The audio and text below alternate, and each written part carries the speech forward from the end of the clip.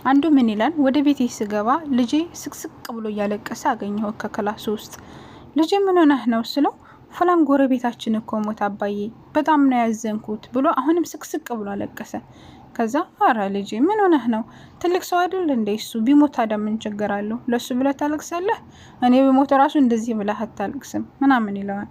ከዛ አባዬ ይሄን አትበል እንደዚህ አይባልም ሲለው እኮ ትልቅ ሰው ነው ብዬ እኮ ነው፣ አርጅቷን፣ በዛ ላይ እድሜው የደረሰ ነው፣ በዛ ላይ በሽተኛ ነው፣ ቢሞት እኮ ምንም ችግር የለውም፣ እኛ ስንሞት የለ ልጄ ችግር የለውም አታልቅስ ምናምን ይለዋል።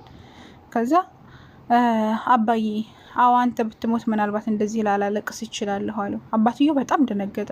ማለት ሲለው እሱ ማለት እኮ እጄን ይዞ ወደ መስጂድ የወሰደኝ፣ ቁርአን እንድሐፍዝ የረዳኝ፣ መጥፎ ጓደኞችን እንድተው፣ የሱ ልጅ ጋር ጓደኛ እንድሆን፣ ይሱ ለሩሄ አባት ነበረ።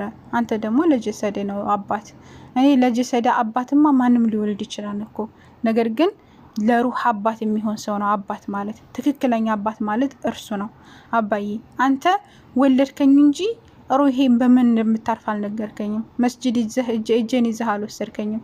እንኳን ለእኔ ለራስ ትሰግዳለህ ምናምን ብሎ ሲጮህበት አባትየው በጣም ደነገጠ። ይህ ህፃን ልጅ ነው እንደዚህ የሚናገረው ምናምን ብሎ ወደ ራሱ ማየት ጀመረ። አይሰግድም እሱ፣ አላህ ርቋን ምን ዘመን በቃ ከራቀ ማለት ነው። ከዛ ልቡ ተነካ። ልጁን በጣም አቀፈው።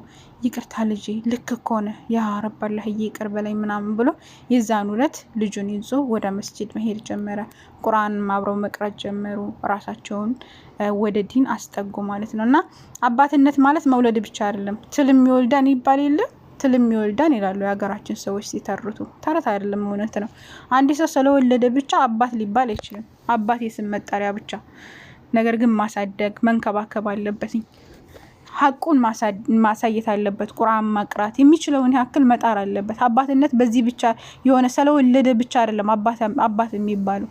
በምንችለው አቅም ቤተሰቦች ልጆቻችንን ለሩሃቸው ምግብ የሚሆንን ነገር ልናደርግላቸው ይገባን። ቁርአንን ሐዲስን ልናስተምራቸው በምንችለው አቅም ትምህርት ላይ እንዲጠነክሩ፣ የሚጠቅማቸውና የሚጎዳቸው ምንድነው የሚለውን ደግሞ ልናመላክታቸው ይገባን። በተለይ ደግሞ አባት በልጁ ላይ ግዴታ ነው ያለበት፣ ውዴታ ግዴታ ነው ያለበት። እድሜው ለአቅመ አዳም እስከሚደርስ ድረስ እሱን የመንከባከብ የማብላት የማጠጣት ብቻ ሳይሆን ለሩሁ የሚሆን ነገር ሊውልለት ይገባል ማለት ነው። እና ለልጆቻችሁ አባት የሩሃቸውም የጀሰዳቸውም ሁኑ። እሺ አላህ ያህፈዝኩም።